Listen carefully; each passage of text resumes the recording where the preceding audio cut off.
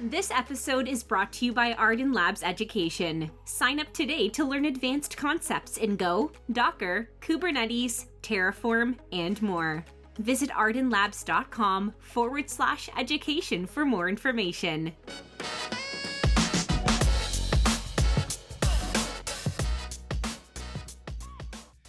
Welcome to the Ardan Labs podcast. Our special guest today is Ann Barela. Hey, Ann, thank you so much for joining us today. Well, thank you for having me. I got to, meet you virtually on Twitter because you have like the coolest Twitter feed with all the stuff going on at NASA. And I just love every time you pop up on my timeline because I know it's going to be something pretty cool.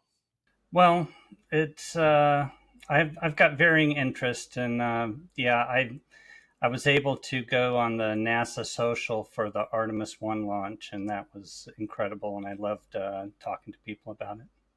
I remember getting all those close shots because you got pretty close to all the action there. It was pretty wild. We were close enough, the press was actually behind us, so we were on the turn base and dock, which is about as close as anybody can get. If the rocket had gone up and fallen over, we probably would have died. Oh my goodness. Dude, okay, I just have to ask, when you're that close, you must feel it. You must feel the pressure of the rocket. Like, it almost feels like it's on top of you. It makes a Falcon 9, like a candle. I mean, it was loud, and there was definitely a vibration. And the coolest thing wasn't actually being hit by that, but the vehicle assembly building, one of the largest buildings in the world, was just off to our left. And when the pressure wave hit the building and bounced back, it was the weirdest feeling. I mean, amazing. Okay. We only really have about an hour and a half. There's so much I definitely want to hear about your life and how you got to, now you're building like retro PCs. That's what I'm seeing now on Twitter. So, and every time you show a picture, I laugh a little bit because I'm 53. So I built all those same machines and worked on those same machines. So it's kind of cool to see. And then you're like looking for parts and it looks like you're finding the parts that you need. Yeah. Twitter, eBay has gotten rather good at the parts, but I mean, I've also bought two machines to add them together to build the machine I really like. And then they never have keyboards because the old IBM keyboards are really sought after for their clickiness. So you have to buy them typically separately. So, but everybody loves these Model M keyboards. They just have that feel. Yeah, they have enough pressure pushing back on you where it feels right. Yeah, I remember that too. What are you doing with these machines? Is the idea just to run DOS and some old games that you have, or like what's your goal here? Well, a girl doesn't like to talk about her age, but I mean, right. It was just after, my senior year at Caltech, I was able to check out the compact portables, the luggables that were, huge, and do programming on them. And then I graduated. I was working at Boeing. I don't want you to go too there yet because I want to work my way towards that. I was just kind of curious what your end goal was. My goal was, like a lot of older people, is to kind of relive things. I'm an electrical engineer. I love to tinker with the hardware.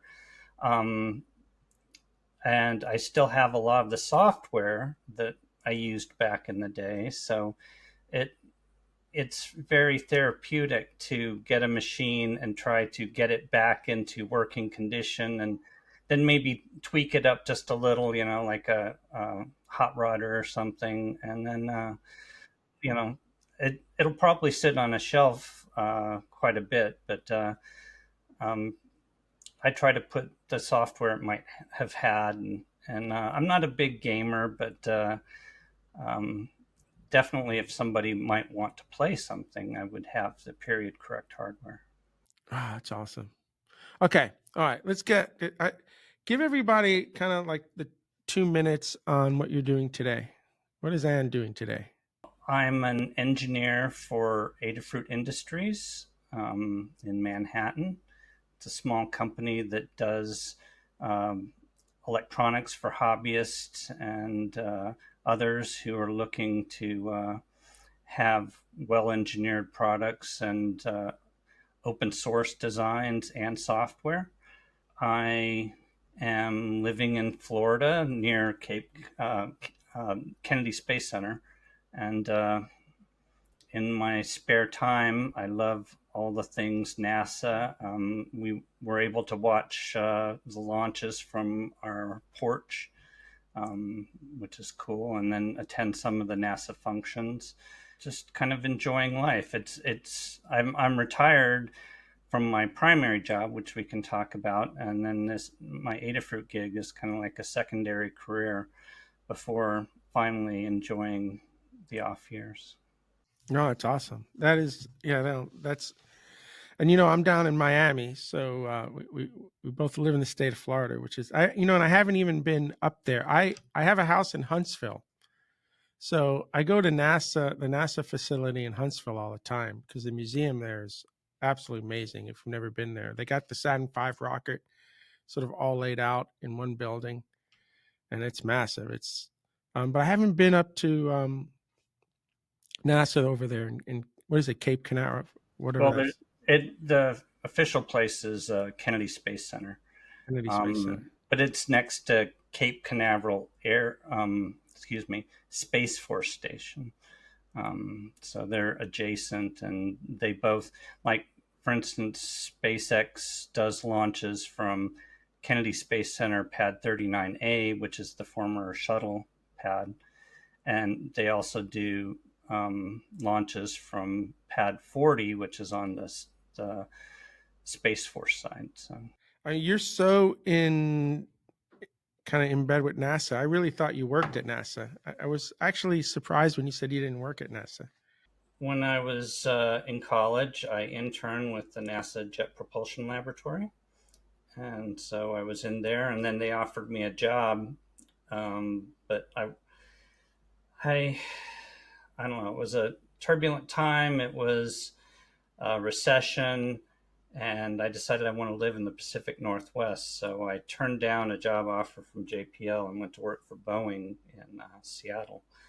Yeah, I'd love to kind of explore the interest in the electrical engineering, some of the stuff that you did there. Maybe like even talking a little bit about high school, because where did you end up growing up? Where, excuse me, where in the country did you grow up? Moved around a little as a child, but ended up in Boise, Idaho, or just adjacent. Not a lot happening. Going to high No, I was there about 5 years ago, and I was shocked that there was a city there that was actually vibrant. Like, it's one of those things where I expected it to just be. You can imagine what I expected because I'd never been even in that state, and I was shocked. But I can't imagine when you're a kid. I mean, I had to be. We're not pretending we're not like in our 50s here, right? So it had to be really rural back then. It was more rural, just not that urban. And it was not the big city. The biggest club in the high school was the Future Farmers of America, and I was not a member. But I was able to take electronics classes starting my sophomore year, and that really had my interest. I was able to build circuits, and in those days, when we built circuits, it was mostly 110 volt AC circuits. They let kids do that and bring in knives to strip insulation, things like that. That may not happen now. I don't think that would ever happen now. I mean, I'm sure you got shocked a few times in your life in high school. At that point, I've been electrocuted seriously one time, and it was not fun. I don't ever want to go through that again.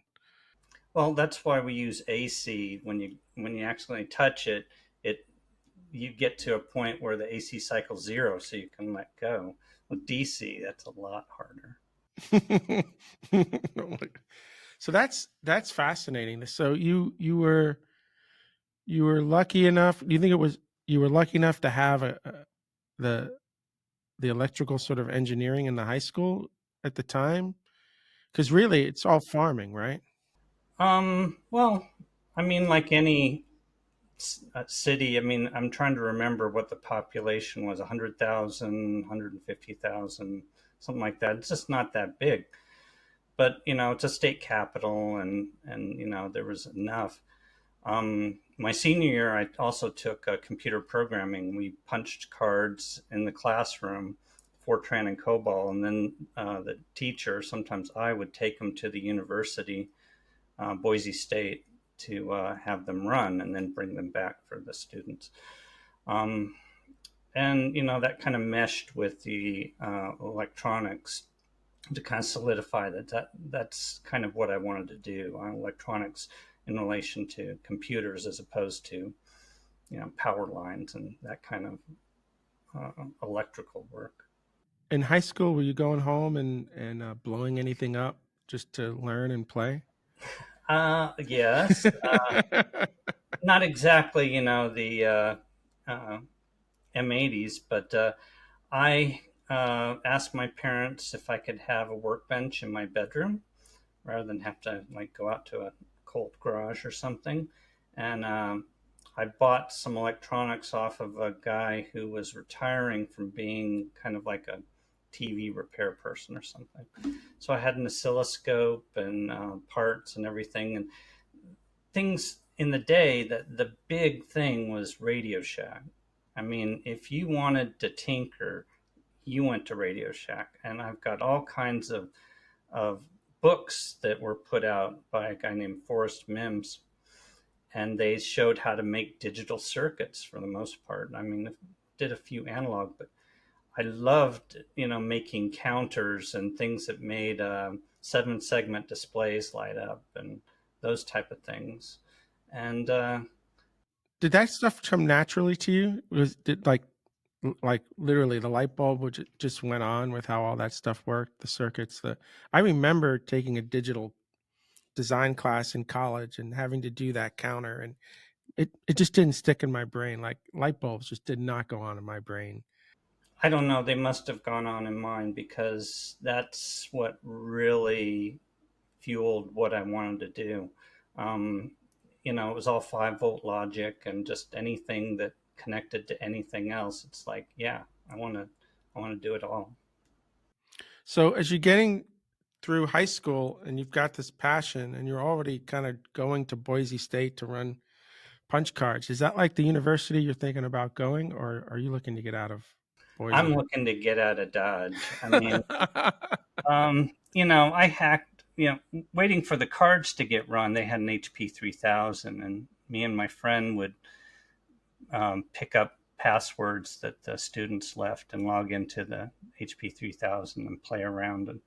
But I knew that I it was a backup that I could go to a Idaho University, but that's not what I wanted. I kind of set my sights high. I wasn't a perfect student, but I had a good GPA. My college tests were good. They weren't, top of the line. But I told my counselor I want to apply to Caltech and MIT. I want to, go for a gold ring, even though I wasn't really thinking of the cost at the time. But I did apply, and I was ultimately rejected by both.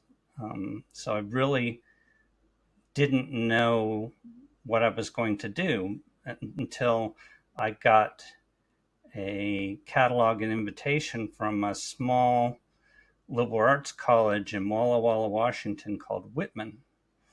And it's like, it wasn't even in my radar. And again, that's more rural than Boise.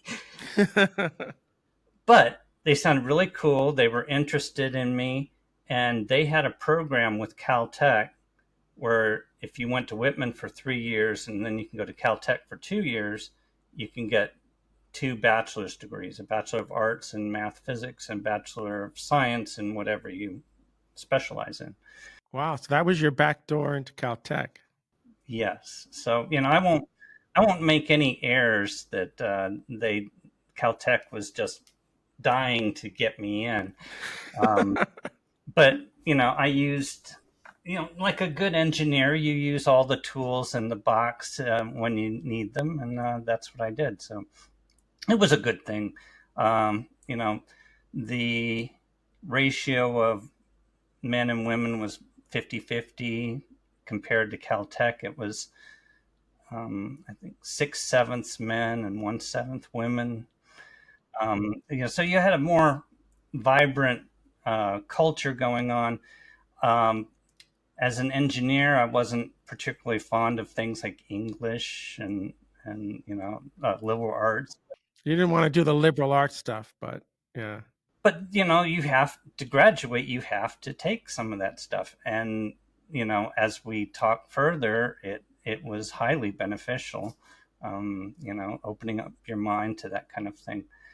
So I did that for 3 years, and then I packed my bags and went down to Southern California. So there was still an application process, or you were automatically in Caltech if you passed those 3 years? I was pretty much in if I completed all of the requirements, which, I mean, it was not an easy thing. There was a lot of math and physics, of course, and then other things like chemistry. You had to have everything lined up, and then they'd review it. It sounds like you did a lot of more liberal art stuff at that university, with the idea that you'd do all your engineering, or the majority of your engineering, Caltech over the next 2 years.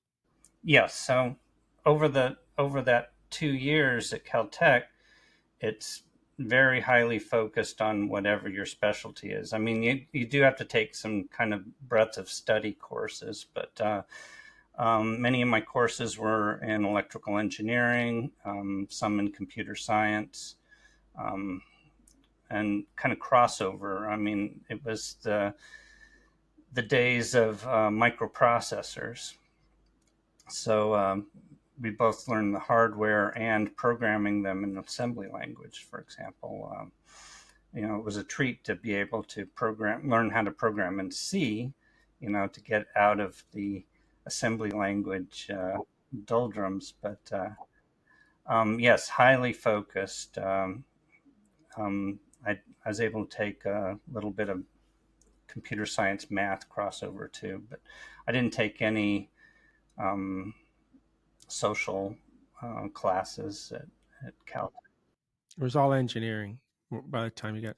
Was it? I don't know. Was it intimidating when you first get there on campus with all the other sort of kids that are there? I mean, Heck yes. Okay, I'll tell you, intimidating is, again, I had good GPA, but from high school, and then it went down just a little at Whitman. There were students at Caltech, if they didn't get an A+ in every class, they would be near, crazy. Some teachers would not give A+. I mean, a few teachers said, well, A is the highest I give in my course. And they would argue with them until they turned blue, saying, I have to have an A+. I need a 4.3 GPA, when an A is 4.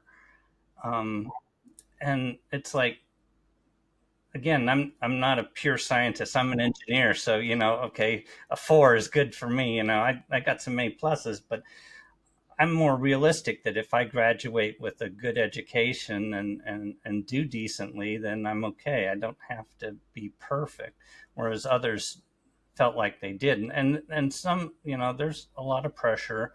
A lot of smart people went there, so. But I mean, it's very challenging though too. I mean, it's not where you could just kind of get by and read something, 10 minutes before a test and be able to pass your courses. You really had to buckle down. So I didn't have a great amount of life in those 2 years.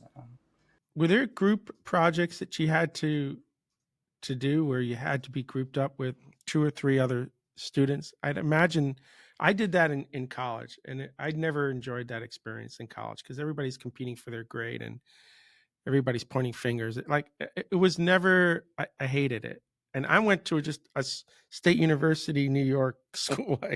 I can't imagine if you had to do a group project there, how intense that would be.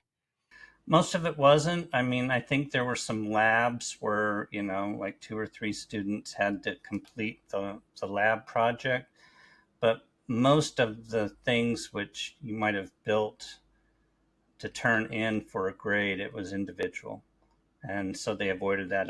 I would guess that they might have tried some of that and it didn't work very well because some of these people just aren't play with others type of thing. But maybe I learned to play with others a bit at Whitman, and then again I think that worked well going into my work career, and I think that was beneficial.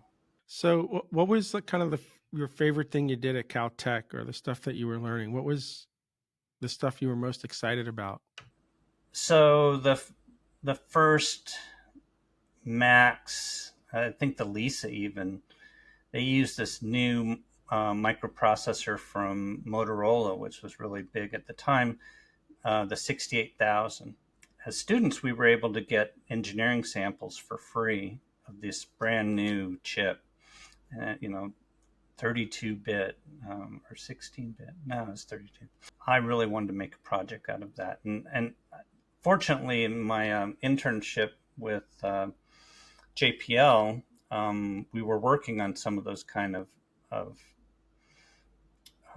microprocessors and how to hook everything up to them. So I had an idea. I didn't have to go into it cold. So that was one of my senior projects, is to make a kind of a VT100 terminal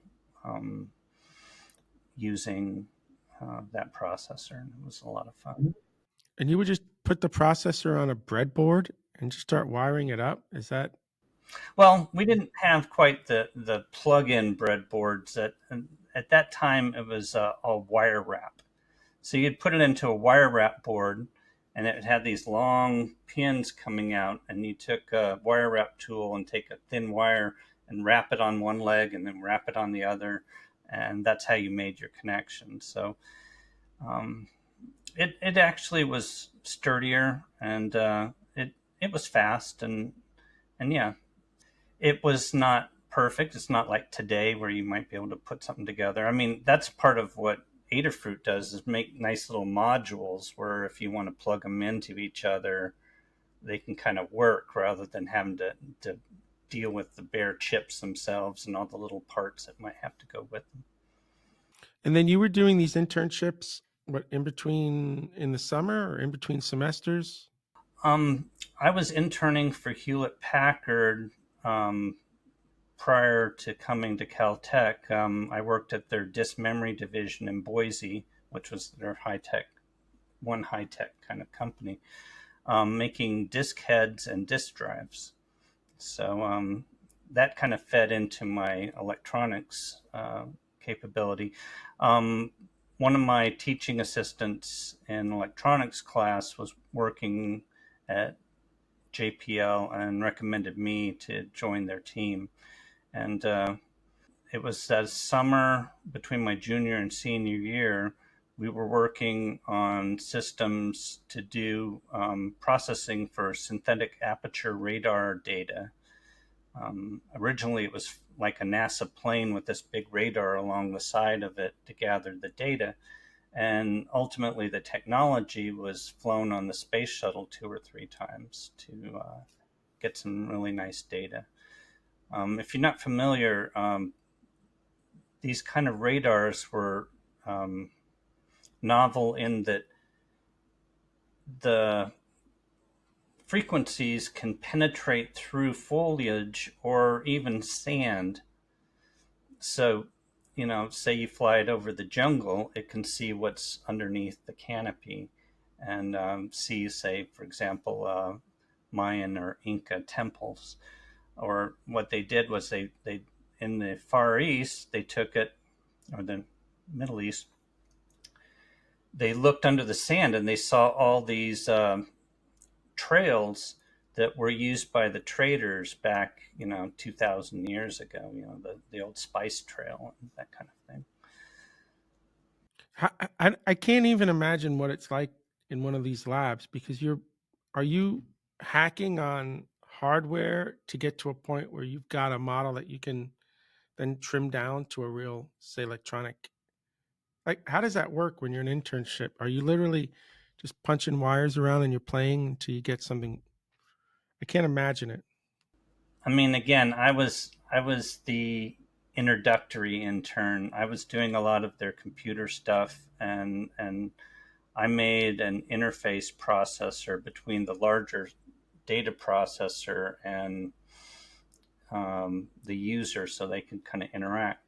Um, it was using some more cutting edge chips to get the high bit data stream and to process it to see what was in it and then spit that out further on.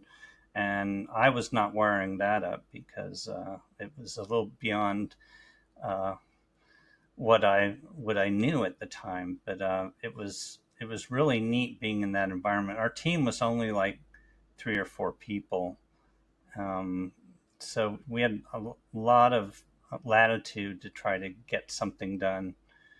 I imagine you had some field trips to test stuff. No, we didn't actually have the radar. We only processed the data. So actually, I don't. I'm unsure, but I would think that originally they would use the radar and bring it back on some sort of digital tape at the time, and then the tapes would be processed by the processor we were working on, and then displayed in some methodology, like video or plots or something on the other side. So we were like one slice of a continuous process on how it was done. So that's amazing. So they were able to record the data, the telemetry, and then they gave that to you as if it was coming out of the radar directly. You would just kind of simulate it off tape. That this just came the and it's all what? That's digital signaling that you're getting, or is it all analog coming up? Again, I wasn't working on that part, but as far as I know, from what we took in, it was digital at that point. I mean, there wasn't like A to D converters and that type of thing. We had this humongous pipe of digital data, and it had to be crunched into something that could be looked at further on.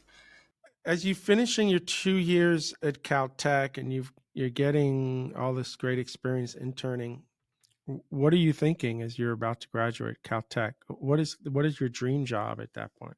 I'd gotten married, and I had 5 years of college debt to pay off, so I wasn't really thinking grad school. I just wanted to get into a really good high tech company and do great things. I interviewed with um, IBM Research in the Bay Area a couple times. I interviewed with Apple 2 or 3 times. Um, I went out to Baltimore to interview with a defense contractor, but unfortunately, it was a recession um, back in, and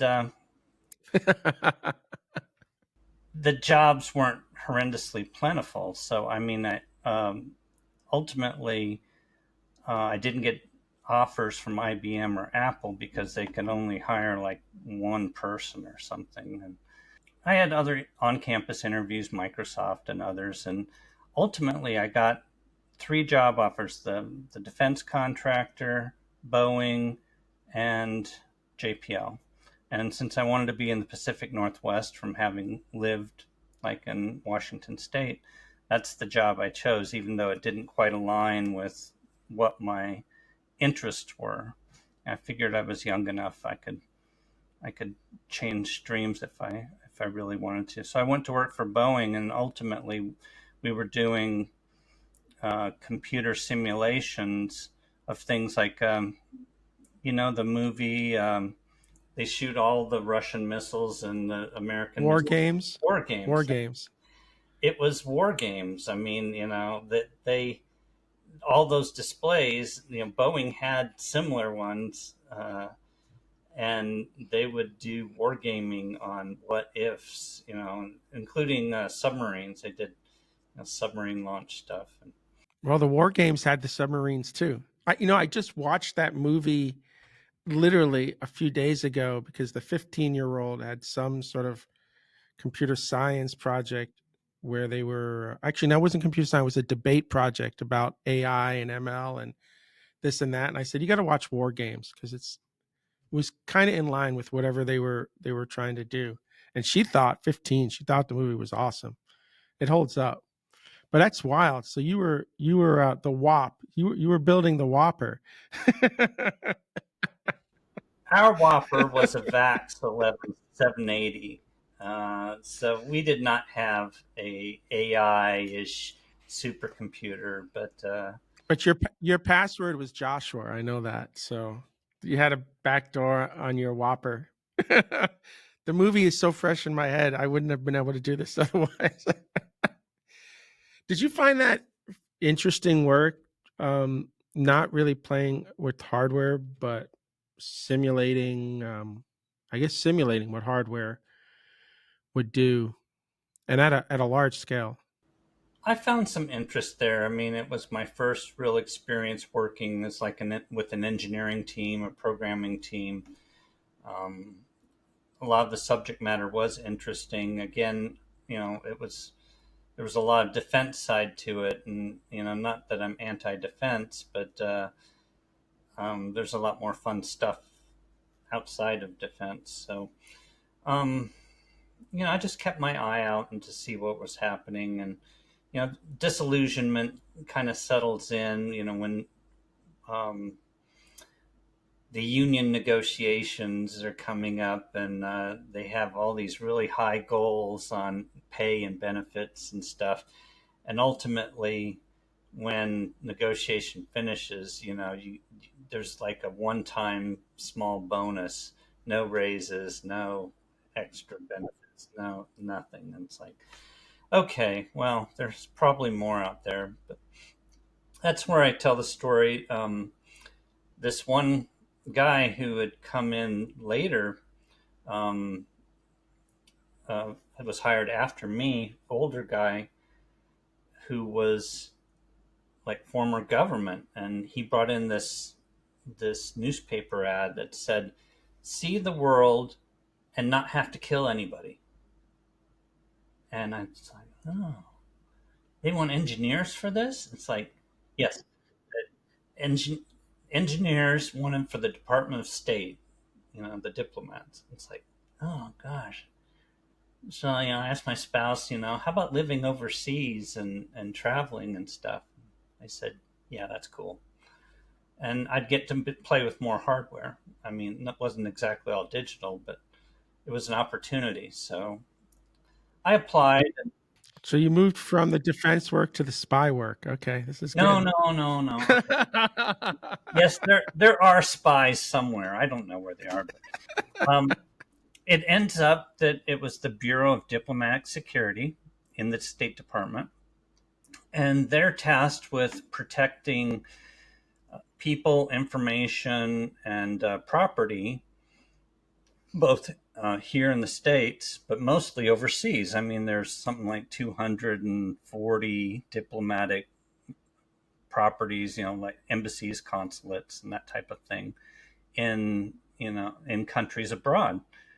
And there, you think of all the people that want to maybe harm the United States or have a grudge or something. It's like, why travel to the US and try to do something bad when in your hometown there's this building that is the American embassy, and you could do something bad there and go to home and go to bed at night. So embassies and consulates were huge targets. And so somebody had to do the security for those and protect classified information, that type of thing. So they hired they hired special agents with guns and all that stuff, but they hired engineers to do all the technical stuff, cameras, alarms,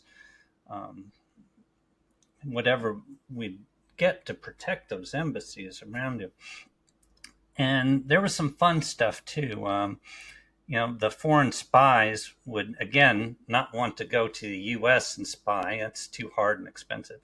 So they just go to the apartment building next door to the embassy and they try to spy on the embassy people and stuff. So there was what colloquial people they call debugging, trying to find listening devices and other attacks against embassies and consulates. So you had a little bit more fun there.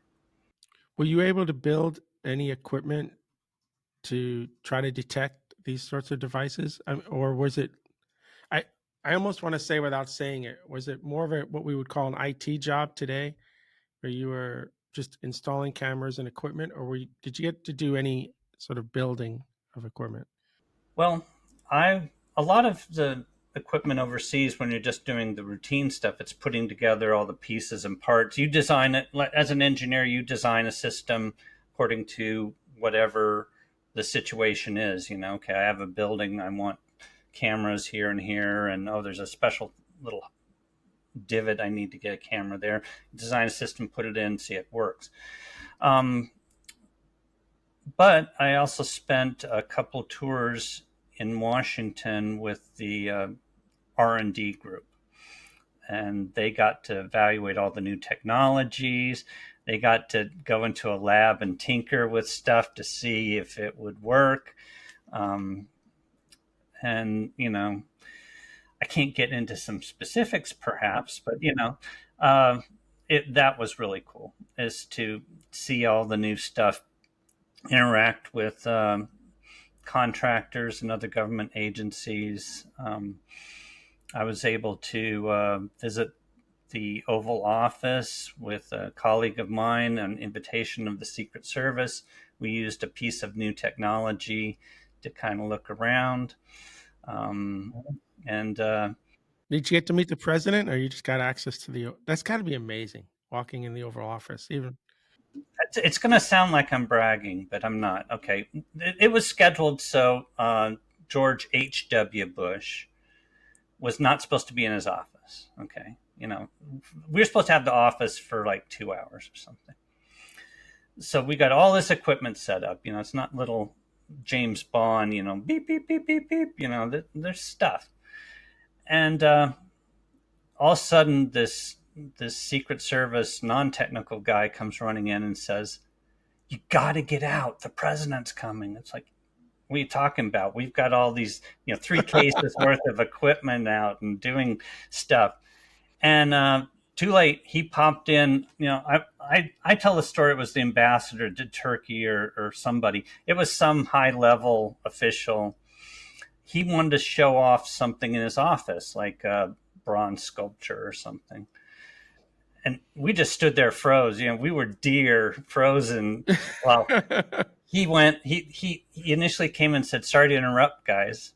And, it's like, "No problem, Mr. President." And he does, and he goes and shows the person, whatever artwork or whatever he wanted to do. And they go to walk out. And it's like, he says, "Keep up the good work." And we're all like, wow, we're dumbfounded. Yeah, that's awesome.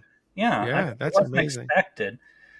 So we finish up our stuff and pack up and leave. But before we did, I had my colleague take a picture of me sitting at the Resolute desk. It was kind of like, no, but I did it anyways. No way. Oh, wow. That is awesome. See, that's amazing. Thank you for sharing that story. I don't know what I would be really, I would too. But I would be freaking out if I ever got a chance to really be in the Oval Office. It's just right. There's so much history there with our country. So, and then to have the president walk in, say, "Sorry, I'm bothering you." Yeah, no, you are, Mr. President. Hurry up, get out. You don't tell a man like that those kinds of things. Plus, he's got Secret Service everywhere. You gotta be real. You can't move. You can't just like suddenly move. It's probably best to be frozen. So how long? how long are you in this job? Because you're meeting a lot of people at this point. You're meeting a lot of companies. You're seeing a lot of tech. So how long are you with this in this job? I think I was doing the R&D stuff. I did it 3 years, I believe, before I was assigned to New Delhi, India, and then I came back and did it for a couple more years. So, I mean, overall, the R&D part was about 5 years. You had to live in India too? We haven't gotten started. Yes. So I was. What you did. It's again. It's attuned more, a little bit more. The foreign service is attuned a little bit more to the military than the civil service in the government. You There's a list of job openings, and you bid. Everybody says which one jobs they want, and everybody wants London, Paris, all the nice places, and um, but I really wanted to go to Germany because I'd learned German in high school. So I set up. There's like 3 jobs in Germany. It's like send me there. And I guess I wasn't politically connected enough because I wasn't given any of the good jobs. It said, we really want you to go to India. It's like, but so I ended up going to India for 2 years and do security in all the countries around New Delhi. Gotcha. Yeah, I've been to India like at least 5 times, and it's a really interesting place. The airports stress me out over there, but once you navigate the amazing thing to me is the airports are like 2 hours away from the cities, and It's a you end way. up in these far away, right? And to me, it's like I'm going to be in a cab for 2 hours. I have no idea where I am. Anything could happen. Nobody would even know. Like that's what goes through my head for 2 hours when I'm in the cab. And a lot of the flights from abroad arrive like in the middle of the night. It's not like daylight where you can see where it is. You're in a dark cab and going, and it's like I have zero idea what's happening. They actually had one plane. I want to say it was in like, I think it was just after I left in the middle 90s. An Uzbekistan plane charter came in and landed upside down. Wow. So you did 2 years in India. Your spouse was okay with going to India? Yeah, I mean, again, it's kind of like there's an opportunity there, adventure, and we had some adventures. We traveled to Nepal and saw the sights there, and the Taj Mahal a couple times. Uh, um, but it wasn't the place where we really wanted to travel to, like every single little place.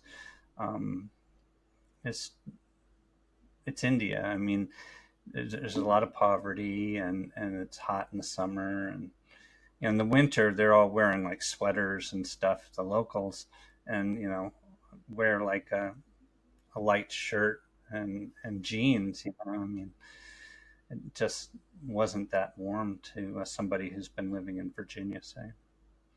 So then you do that's 5 years is a long time. So what do you decide is that 5 years is coming up and you're like, okay, you wanted to do something different or an opportunity came?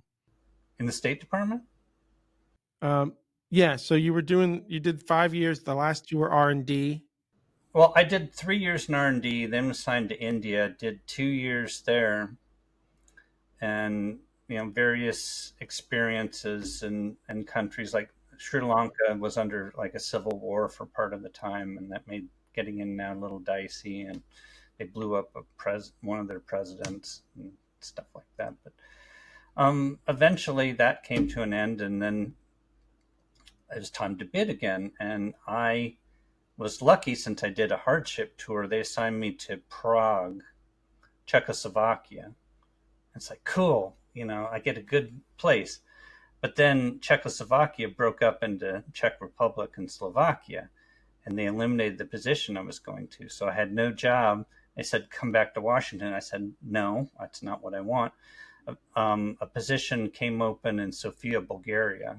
So I went there after India. And that was, I went from all the sights and sounds and smells of India to Eastern Europe, which was in the winter cold and gloomy and just out of communism and still had some bread lines and all that. And it was a very different experience. I guess you're almost saying it was almost feeling depressed, like a depressing experience, right? With the Europe can be rather cloudy. I mean, it's not all sunshine and running through the grass. And yes, it was somewhat depressing. And, trying to cope and everything. And then I wasn't feeling well. Only like 3 months into it, I started like feeling like crap and having night sweats and stuff. So I told the embassy nurse, and she said, okay, we're going to send you to London to get checked out. So I arrived in London, and they set up appointments with the doctors in town. And it was like 2 weeks of various poking and prodding. They tested me for a lot of tropical diseases because I'd been in India. It wasn't any of that. Finally, they found they had X-rayed my chest, and they saw like a little spot on the lung. They said, "You smoked?" And it's like, never. So it's like, let's take a look. And they found a lump on my collarbone. It's like, how long have you had that? And it's like, I've never noticed that. So they biopsied it, and then I came in one evening, and they said, you've got cancer. So that ended my Bulgarian tour. They said, you need to come back to Washington immediately and get treatment. So it ended up being late stage lymphoma, and I underwent 7 months of chemotherapy in Washington. That was tough, but I was declared in remission, fortunately. So that's when I did more R&D work after that in Washington, until they finally said, okay, I could go overseas again. But fortunately, I don't know, the silver lining, you might call it, that they didn't want to send me to a country that didn't have facilities if I relapsed. So opening was in Helsinki, Finland, and Finland has very good medicine. So I was sent there for a tour. And at this point, you must also be climbing the ladder in terms of position and responsibility. I mean, at this point, you could manage and run an entire outfit, right? Like, let's say. I was managing my own office. It was a small office, and I was the manager, and I had 2 Navy Seabees working for me. And again, I had the regional responsibilities there. So yes, I was starting to climb up. After Helsinki, I was supposed to go to Casablanca, but my daughter got sick, so I went back to Washington once more. And that's where they put me in a management job. I was managing all the logistics for technical security worldwide. So they, budget of, several $1 million, a staff of people. You're an engineer at heart, so was this job was it cool? Was it okay? Well, you must start. No, it's cool. It's cool. And the thing is having been overseas, for example, I knew what it was like to be the working person abroad.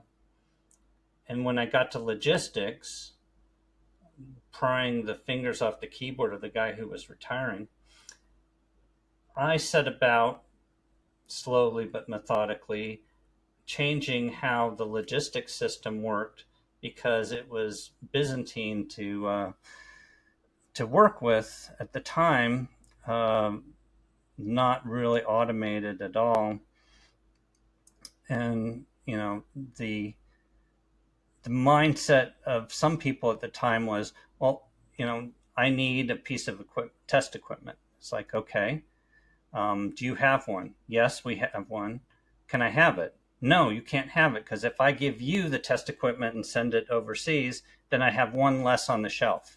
Excuse me? But isn't Isn't it that there what for it's that? for? Yeah.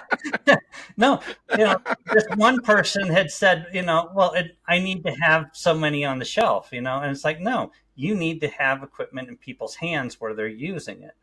So, I set about some change and did a lot of automation and very standard practices. I mean, nobody kind of knew. You had to kind of figure out before the right words to say to somebody to get what you wanted, and you never know when it was coming. By the time I left, there was a very clear process of, you order it this way, you get notification, you're going to get it sent within a certain time frame. Everybody knew what was going on. I was managing the expectations of my customers. So that made it a lot more fun, kind of gaming it. And then the automation part made it more of a engineering solution rather than a management problem. And you knew you were helping people through pain points that you had, and you were getting rid of all those pain points. So that's also. That started this kind of thing, which has echoed through the rest of my life, is, hey, if you can do something in your job or outside your job to help people, that kind of feels good. And I did carry that through. Later on, when automation had progressed some, State Department came out with a wiki, very similar to Wikipedia, just as a pilot. They called it Diplopedia. And, they put it up in a couple sample articles, and then it was like, there was no staff to enter in all this information. It's supposed to be organic. And it's like trying to get a bunch of diplomats to be organic is not typical. So I started putting some information up. I'd wanted to publish some information to help my colleagues and stuff. And so I started putting information up. A couple other like-minded people did. And we actually kind of built a structure that captured kind of the process and the history of the State Department. And the IT group, I was later assigned to Athens, Greece, managing Southern Europe. And they invited me to go to Alexandria, Egypt. They had one of their Wikipedia conventions. They called them Wikimania in 2008. So I got to go to Egypt and see some stuff and talk to like-minded people. And my colleague presented what we were doing in the State Department. And that stuff is still running today, I imagine. I imagine. It's been like 5 years since I've been away from it. But by the time I left, between efforts that I'd done, I'd created something like 16,000 articles by the time I left. Only one other person had created more, and she had actually worked for the IT group. And they gave me an award for my work and that type of thing. Is your name on that work? Yeah, everything's attributed in Diplopedia. So, but it's not out on the internet. It's No. It's an intranet. Intranet, yeah. Exactly. So if you went to the history, anything I authored would be there, and then I've got a biography and that type of thing there. So it's all there.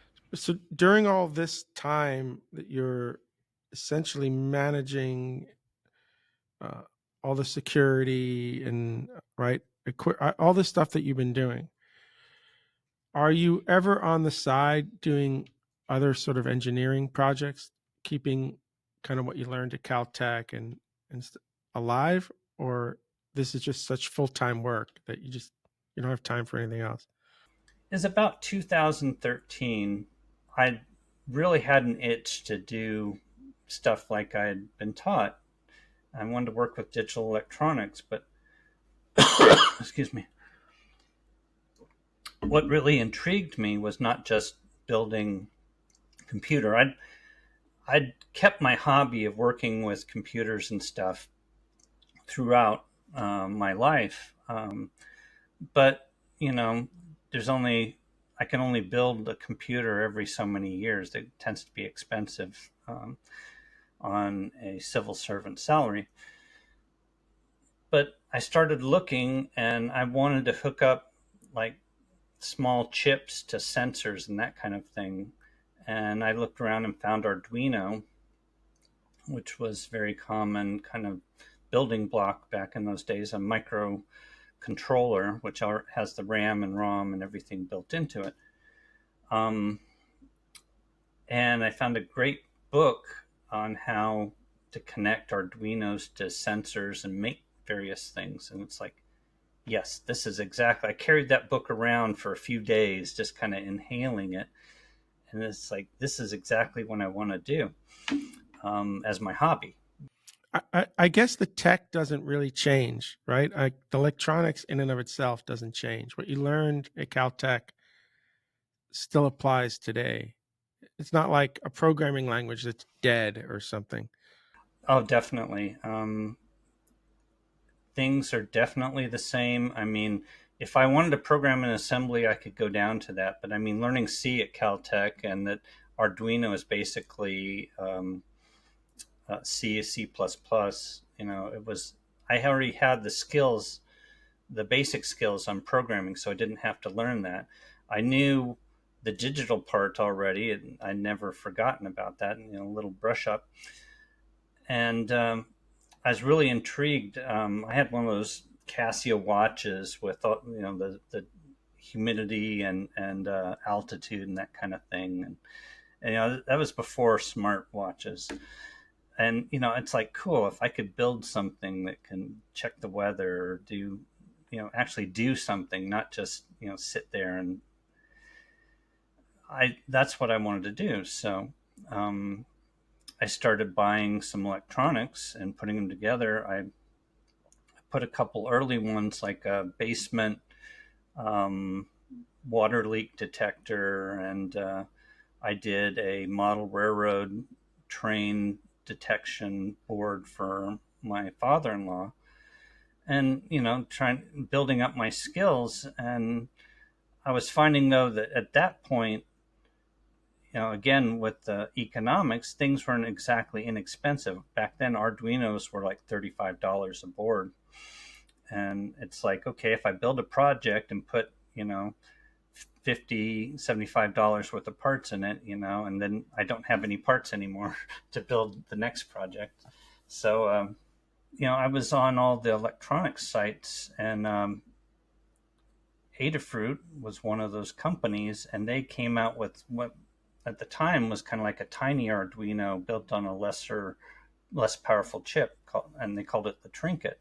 And it's like, cool, for $10 instead of 35, I can have some similar capabilities. And I started programming with that, and it had its challenges as far as limited resources. But I got the attention of Adafruit, you know, publishing them and then going on their show and tell program on YouTube and everything. And so they contacted me and said, hey, would you like to document some of these projects, and we'll give you a little money for it. I said, yeah, that's cool, as long as the State Department doesn't have an issue with, you know, a little bit of outside employment, which they didn't. I got all the permissions, and that started my affiliation with Adafruit. And then at some point you decided, I've put enough time in to retire, right? You get a pension at this point. I mean, how many years did you give the government? It's got to be at least 30? Almost 30, yeah. A few months shy, but then with sick leave, Colin Powell allowed like sick leave to be counted towards retirement, unused sick leave. So I ended up with just 2 or 3 days over 30. So I wasn't at, you know, like retirement age or stuff. That, again, like the military, you have to try to get promoted within so many years. I was in the senior foreign service by then, and it's like the senior government corps or the top officers. My level was about 1-star general in military terms. But you had like 7 years to get promoted to the next level, or you were retired automatically. And there were a lot of politics and things at that level. And the politics, the people in charge didn't want to see me be promoted anymore. So they kind of put me in backwater jobs. And it's like, okay, I can see the writing on the wall. I can stay. But I mean, I got invited to New York City to have dinner and see a tour of the Adafruit factory with Lamar Freed and Phil Terone. And it's like, yeah, that'd be great. So like late 2017, I take the train up there, and we toured around and went to the Museum of Modern Art, and then we had dinner, and over dinner they said, would you like to work for Adafruit? Well, let me do a little number crunching or something, but that kind of meshes with the fact that I only have maybe a year and a half left with the government before they force me out. So I thought it over, and then I told them yes. I just had to wait until the Foreign Service has this really super benefit of, like, a couple times a year they hold this kind of like retirement class, and they teach you all about reintegrating into society, which is kind of fun. I don't think I really need to reintegrate. It wasn't like I was living in Africa for the last 30 years. I or in a basement, right? Like a basement in some government building for the last 20 years where you barely saw the light. Like, yeah, maybe there. But you were already out in the world.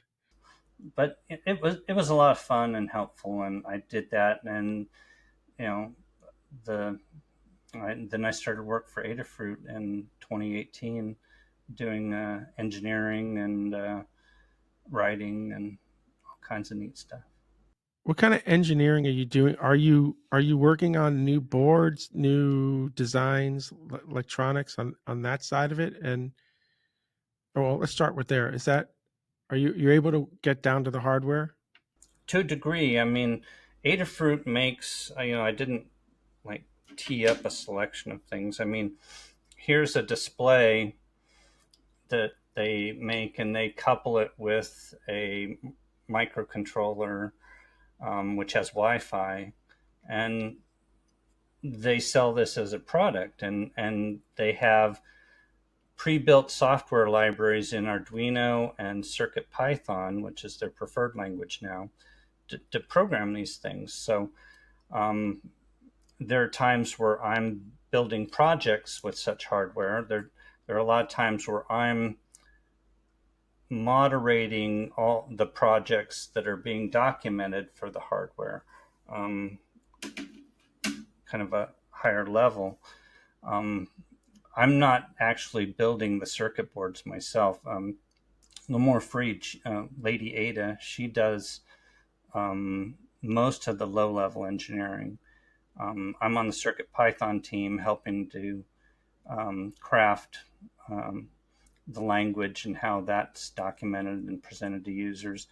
One of my main tasks now is I was given the Python on Hardware newsletter, Python on Microcontrollers newsletter,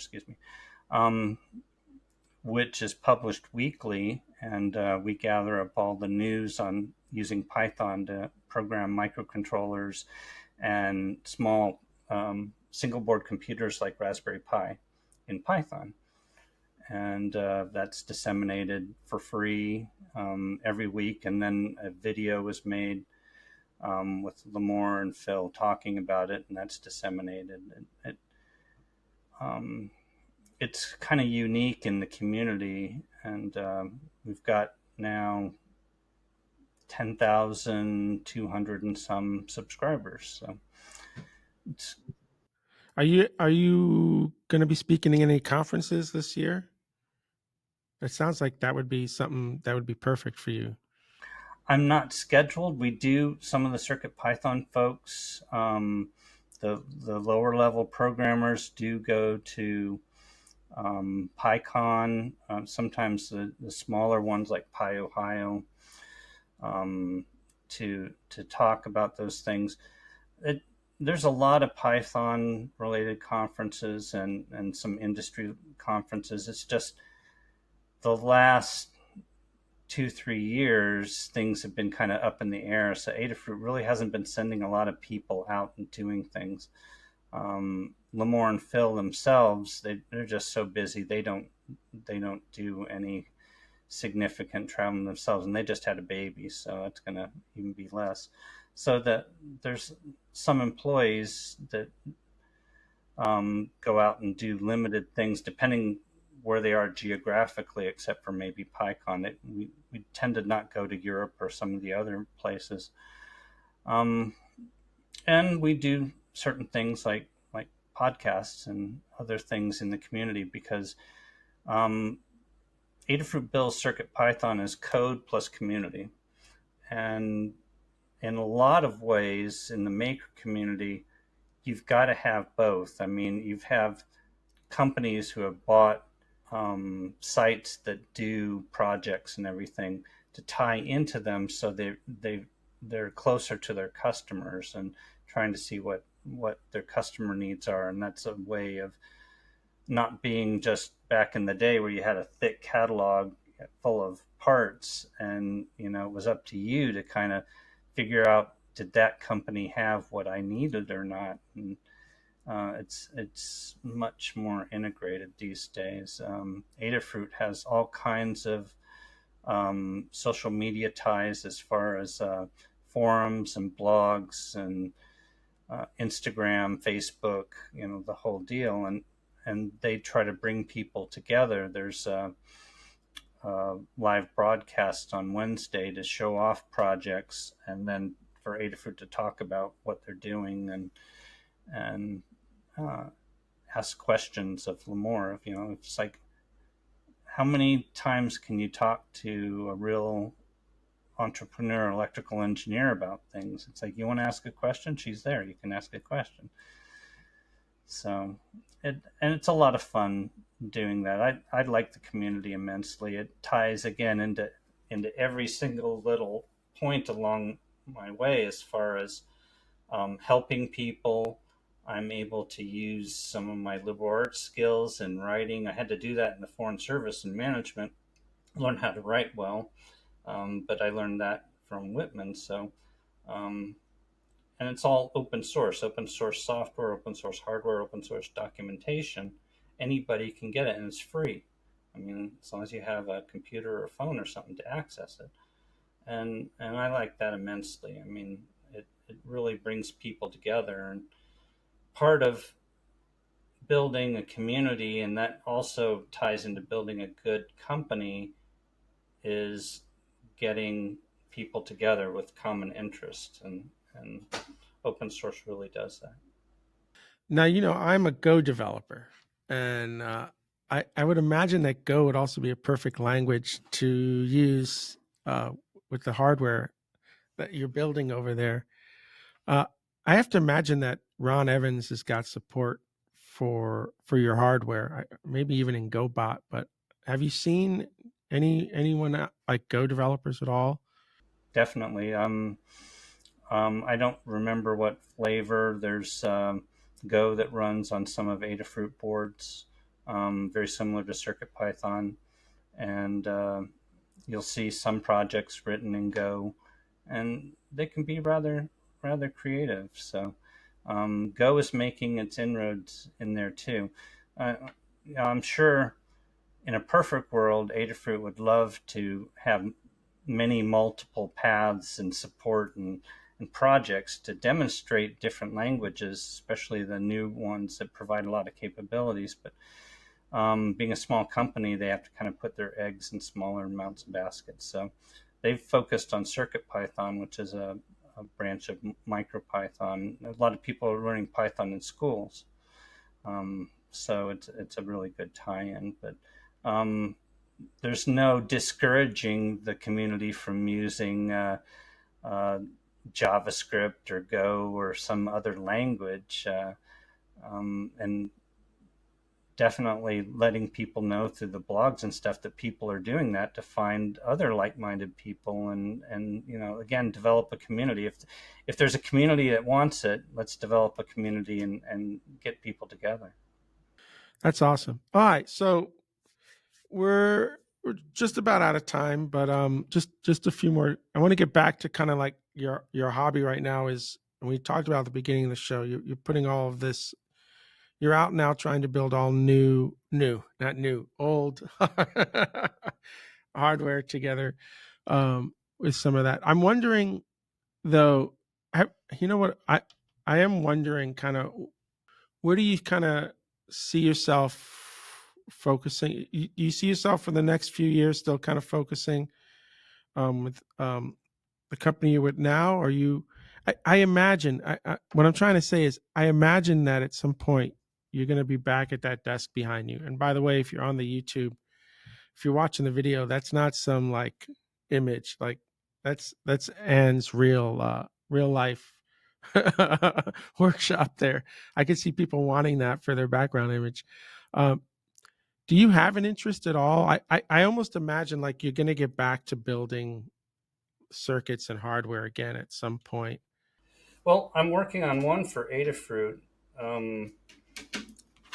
It, it was in their list that somebody showed a either a mock-up or some capability of where they had a disk, like a floppy disk, except here they had a screen, a black and white or a color screen, and it displayed what files were on the disk. It could spin and read the floppy. Oh, it didn't have to spin. Well, okay. I don't know. I don't think it did spin the floppy and figure it out. Again, it's one of those, it looked a little bit more like an advertisement, rather than, it was a picture. It wasn't a demonstration of technology. But it's a cool idea, okay? It is a cool idea. There was no displays with a disk. So I'm mocking up something right now to see about building a project. Again, taking a display with a processor on it and seeing, does it fit? That's why I have a zip disk. It's a little thicker. There's the physical constraints and everything, but I want to put a display on there, and it has a microcontroller which shows up as a thumb drive. If you plug this into your computer, it shows up as a thumb drive. You can drag code onto it or anything you want, sound files or pictures or whatever. And a popular thing on using these color displays is like a slideshow, color picture slideshow that you define. But I'm programming it so it has little disk icons with file names, and I want it to fit within the confines of the zip disk.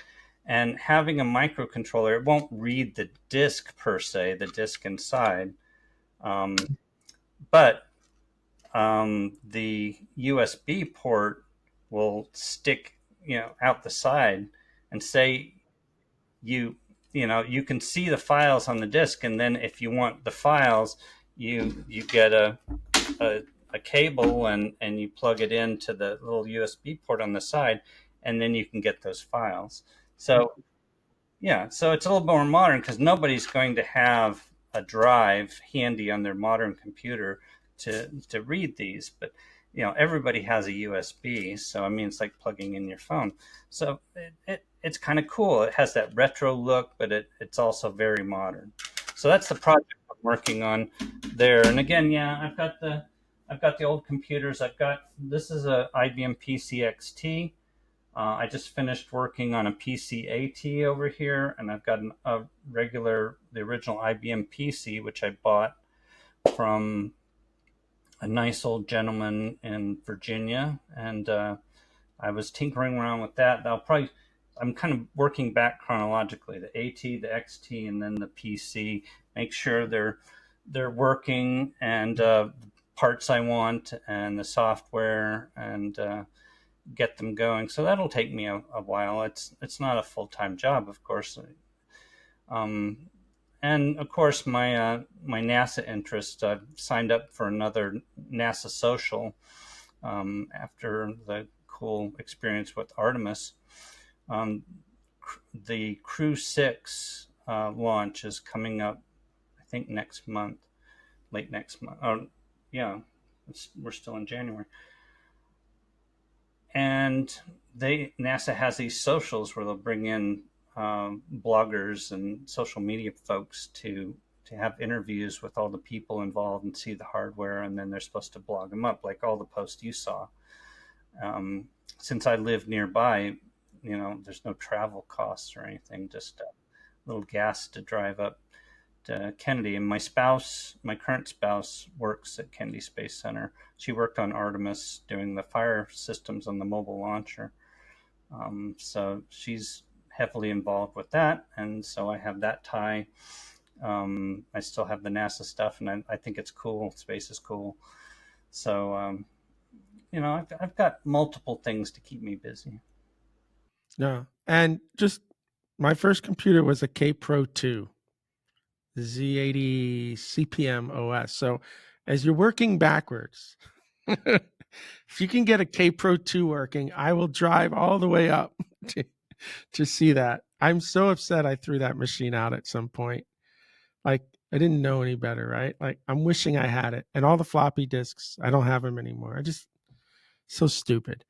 But I do have some programs written down that I printed out in BASIC that if I had a K Pro 2 working, I'd type them all back in. Well, if I see one for sale somewhere, I'll keep you in mind. Fortunately, I kept a lot of the software. Some of the 5 1/4 ones got dumped in Helsinki, but for the most part, I've got a lot of the software, and that really helps in working on things.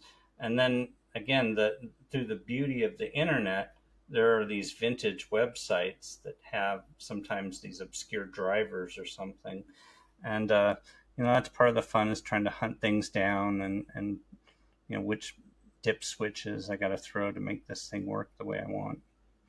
I was just wondering if some really super interesting job opened up at NASA, would you consider at this point in your life career working there? I've considered it. I mean, the thing is having worked for the government, I get a small pension every month now, being retired from the government. Um, my pension would be suspended because I'd be a government employee again, and Oh, then I'd work as a government you'd have to employee. go in. So you'd have to go in as a private contractor. If I went in as a private contractor, then I could keep my government pension going too. But you know, Adafruit's good to me, and so I don't really see that happening. But a lot of really cool things are happening out here. They're building Starship launch towers, and the new ULA Vulcan rocket is being stacked out there right now, and Jeff Bezos with Blue Origin and his rockets, they're getting closer and closer. They huge factory out there, so it's really exciting to be close and seeing this stuff and to get in on the action. It's tempting, but I could tell you this: I want to live long enough and be healthy enough to just break the Earth's atmosphere. Like I would love to just have that one experience. Go up, be there. I don't have to be up there all day, right? And then come down. Like I would love to experience that. If you had an opportunity, would you do that? I'm not exactly sure. Blue Origin did have one of the rockets blow up. They didn't have people on that particular one, but and the capsule was okay. So I'm a little weary.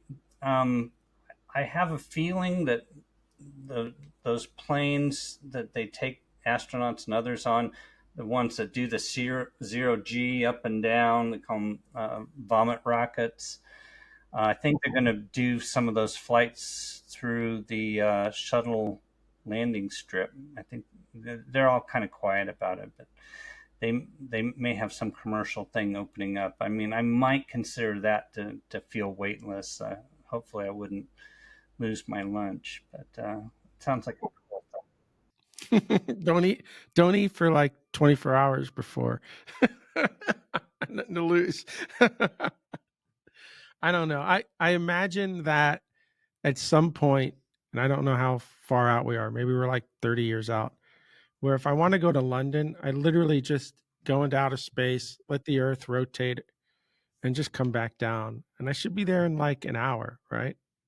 Uh, Depends on all the factors, but I mean, we're kind of south of London, and so there'd have to be some sort of push up north. You couldn't just go straight up and straight down. But yeah, I mean, there's there. I think NASA's been working on the there are people working on a new supersonic jet that doesn't have the noise issues that the first generation ones did.